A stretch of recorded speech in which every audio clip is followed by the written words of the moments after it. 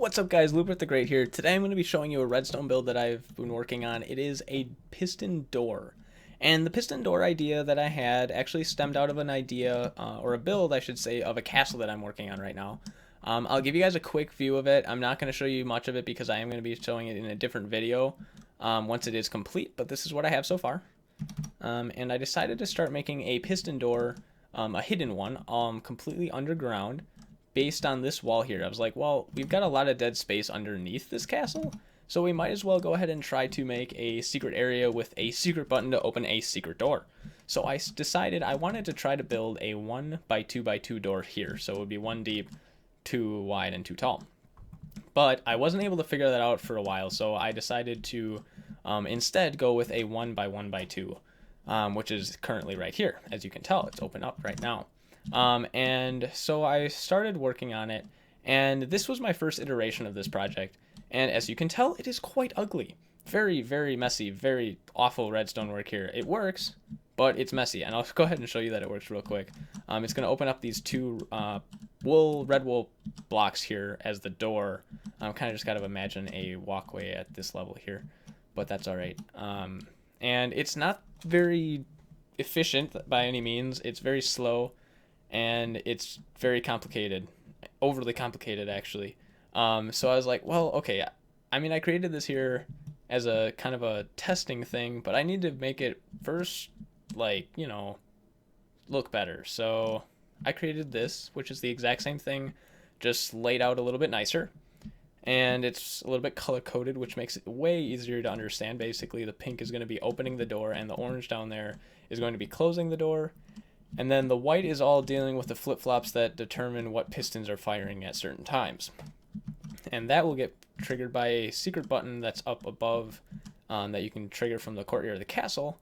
But for now, I have this wired up down here. You can't really see much of the piston work because I tried to hide a bunch of it with blocks so that you can see less of it when you're looking at it from above. But I will go ahead and show you. So basically the goal here was to create a piston door that was able to go fully under just like straight underneath the door itself, without showing any of it from the face here, which was the biggest issue and why I wasn't able to figure out the 2x2 right away. So as I was working on this, I was like, there's got to be something online out there that someone has done somewhere that creates this that is way simpler, because I'm like, there's no way this is the simplest way to do this. And so I found out something about pistons that I didn't really fully utilize, even though I did utilize it a little bit in this build, is that they aren't connected to the block next to them unless they're extended. So I'll go ahead and show you that real quick. And so basically, if I go ahead and pull this block down, it gets stuck and it gets pulled down. But if I shoot off the one underneath it, this block is not technically attached to the stone block, this piston block, so it leaves it up. And that is what someone else used as their door, and this is a sort of a copy of their door, but I kind of laid it out differently so it was way easier to understand because theirs was just a really messy redstone.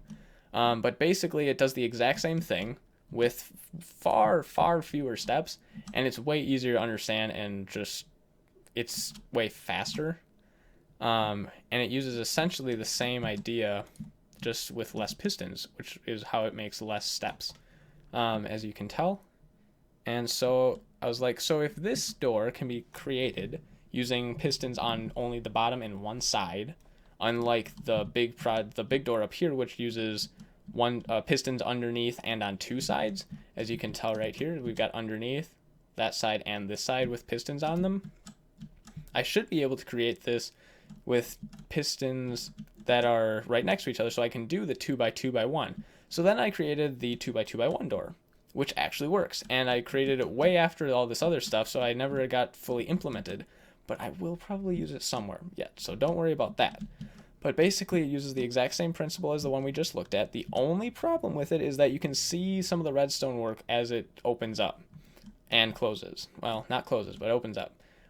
So that's why this red carpeting is here, because there's actually redstone work right underneath it, because it has to trigger pistons at this level for it to work fully. Let me just grab some carpeting here to put back out. And then, so we have, I'm going to show you a bit of the redstone. I'm not going to do a full tutorial on it right now or anything, You'll have to let me know if you want that, because that's something that I'd probably be willing to do for this build, since I have actually seen this specific door done anywhere. Now, that doesn't mean it hasn't been, and I can't imagine that it hasn't been done. I just couldn't find it very easily. So the pink track here opens up the door, and these 3 colored wool lines, they'll trigger each of the respective piston pairs. So the 2 outer ones are the yellow, 2 lowest ones are the green, and the 2 middle upper are the orange. And then we go down below, and the dark blue is what closes the doors, and it's all just timed redstone basically. And then the aqua wool is the flip-flops that determine whether or not the door is open or closed when you press the button. It basically just saves the value open or closed inside it, and then it triggers the door based on that. Triggers which track, the open or close track, for it to trigger.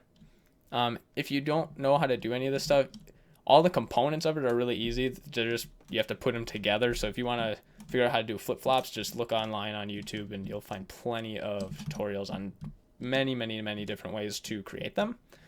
So that was basically what I wanted to show you in this video. I thought it was a really awesome thing that I was able to figure out, especially because I did create all this from scratch. I did not use anyone else's ideas on this. The only thing that I looked up was a way to do a compact flip-flop, and that was literally the only thing I looked up.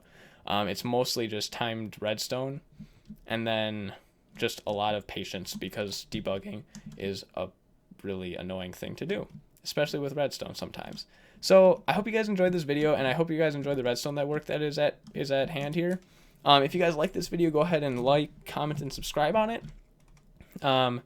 If you guys want to see more redstone, let me know, because I'm definitely willing to create more redstone, and it's probably pretty inevitable that I will be creating more redstone work, because it's something that I really enjoy in Minecraft. So let me know what you guys think. Thank you guys for watching, and have a nice day.